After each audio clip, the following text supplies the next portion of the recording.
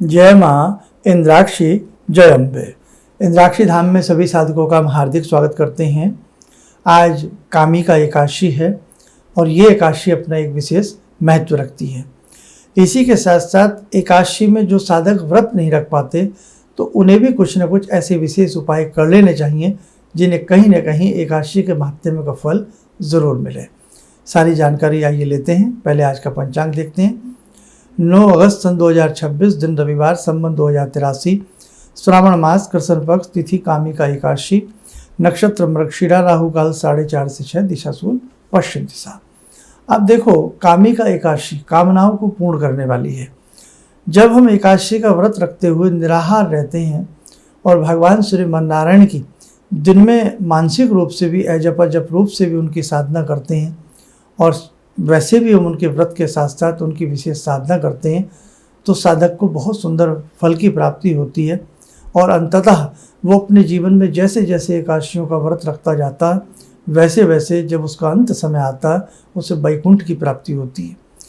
लेकिन एकादशी के व्रत में बहुत लंबे समय से जिन साधकों ने व्रत रखे हों तो उन्हें एक बार इस व्रत का उद्यापन बीच में कर देना चाहिए।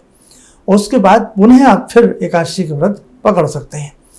लंबे समय, कई बार कुछ लोगों को तो यहाँ तक पता नहीं होता कि हमें कितना समय हो गया, हमने कब से एकादशी व्रत रखे हैं, बस करते रहते हैं। तो उस अवस्था में एक बार बहुत अच्छे तरीके से भाव बनाते हुए एकादशी का हमें उद्यापन करना चाहिए और फिर पुनः एकादशी का व्रत दोबारा रखना चाहिए, फिर रख सकते हैं हम। किसी प्रकार का कोई दोष नहीं होता है। दूसरी बात, हम बहुत ऐसे साधक हैं जो व्रत नहीं रखते लेकिन एकादशी के नियमों को जरूर मानते हैं कि भाई आज हम चावल नहीं बनाएंगे, ऐसा करते हैं ना बहुत साधक। तो उस अवस्था में मैं आपसे इतना ज़रूर कहूँगा कि आप जब इतना कुछ करते हैं तो कम से कम और थोड़ा सा करें तो आपको भी इसके महात्म्य का फल ज़रूर मिलेगा। क्या? आप श्रीमन नारायण के 1008 नाम प्रत्येक एकादशी में ले लिया करें। इसी को हम विष्णु सहस्रनाम कहते हैं। तो विष्णु सहस्रनाम प्रत्येक एकादशी को जो साधक पढ़ता है उसे एक अच्छे खासे एकादशी के महत्व का फल, महात्म्य का फल मिलता ही मिलता है। अब विष्णु सहस्रनाम कई प्रकार से आते हैं, बिल्कुल हिंदी में भी आता है, संस्कृत में भी आता है और नामों के साथ उसके नमः और स्टार्टिंग में ओम लगा हुआ भी मिलता। तो जो आपको सुविधा से लगे उसे आप ज़रूर पढ़ा करें। विष्णु सहस्रनाम एकादशी के दिन सुनना भी बहुत अच्छा माना जाता है और उसका पाठ करना भी बहुत उत्तम माना जाता है। तो जैसे आज कामिका एकादशी है, भगवान श्रीमन नारायण को धूप दीप आदि अर्पण करके, पुष्प आदि अर्पण करके आप एक एक नाम जपते जाएं और अति उत्तम हो यदि एक एक नाम के संग फूल चावल भगवान श्रीमन नारायण के श्री चरणों में चढ़ाते जाएं तो अति उत्तम है। आज के ही दिन गजेंद्र मोक्ष का पाठ करना अत्यधिक उत्तम माना जाता है, समझे। और आज के ही दिन जितना आपसे हो सके तुलसी पर धूप दीप आदि अर्पण करके तुलसी वृंद स्तोत्र पढ़ने भी बहुत शुभ माने जाते हैं। उसके बाद चलते फिरते उठते बैठते ओम नमो भगवते वासुदेवाय, ओम नमो भगवते वासुदेवाय नमः, इस मंत्र का भी जाप किया करें। और श्रीमद् भागवत से एक स्वयं सिद्ध मंत्र है, अक्सर आपको आता होगा वो मंत्र सभी को, कृष्णाय वासुदेवाय हरे परमात्मने प्रणत क्लेश नाशाय गोविंदाय नमो नमः। तो कृष्णाय वासुदेवाय हरे परमात्मने प्रणत नाशाय मतलब जिस घरों में दुख तकलीफ बनी रहती हो, कलेश बना रहता हो, बात बात पर मन मुटाव की स्थिति बन जाती हो, लक्ष्मी प्रतिष्ठित रूप से न रहती हो, तो उस अवस्था में ये मंत्र बहुत ही कार्य करता है। इस मंत्र को भी प्रत्येक एकादशी में, चाहे वो शुक्ल पक्ष की हो चाहे वो कृष्ण पक्ष की हो, जैसे ये श्रावण मास की एकादशी है, कृष्ण पक्ष की एकादशी है, बड़ी उत्तम एकादशी है, तो हमें दोनों ही एकादशियों में इस भगवान श्री कृष्ण का ध्यान करते हुए, हरि का ध्यान करते हुए, नारायण का ध्यान करते हुए हमें इस विशेष मंत्र की 1 माला या 3 माला हमें ज़रूर करनी चाहिए। और उसी के साथ साथ तुलसी पर धूप दीप करना चाहिए और कहीं भी गौशाला आदि हो तो जितना हमसे बन सके गौ माता आदि की सेवा तो हमें ज़रूर करनी चाहिए।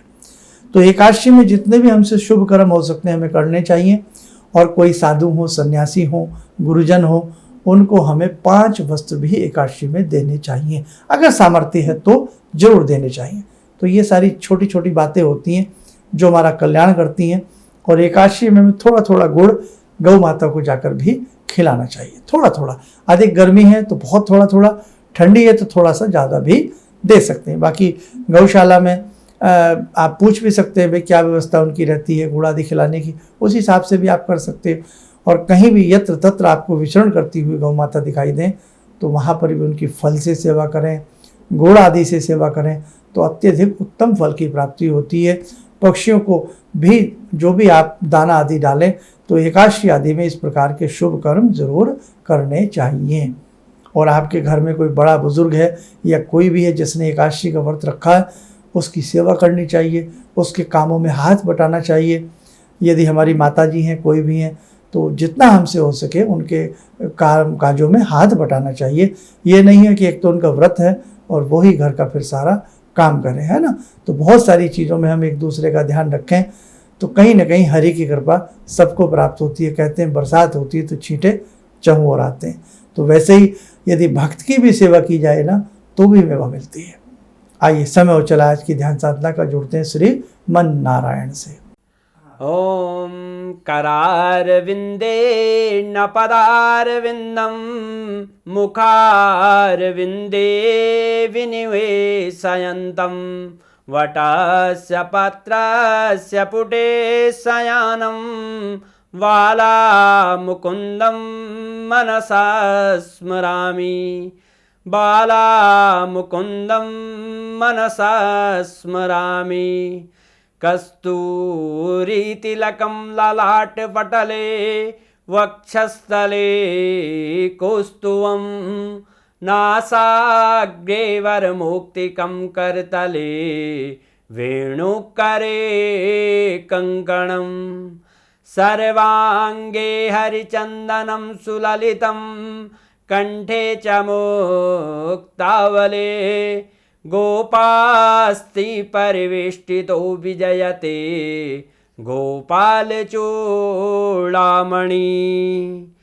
शान्ताकारं भुजगशयनं पद्मनाभं सुरेशं विश्वाधारं गगनसदृशं मेघवर्णं शुभांगं लक्ष्मीकान्तं कमलनयनं योगवृद्ध्यानगम्यं वन्दे विष्णुं भवभयहरं सर्वलोकैकनाथं। कवच बना लें, ध्यान करें, श्री हरि की शुभ कृपा हम सबके ऊपर बरस रही है।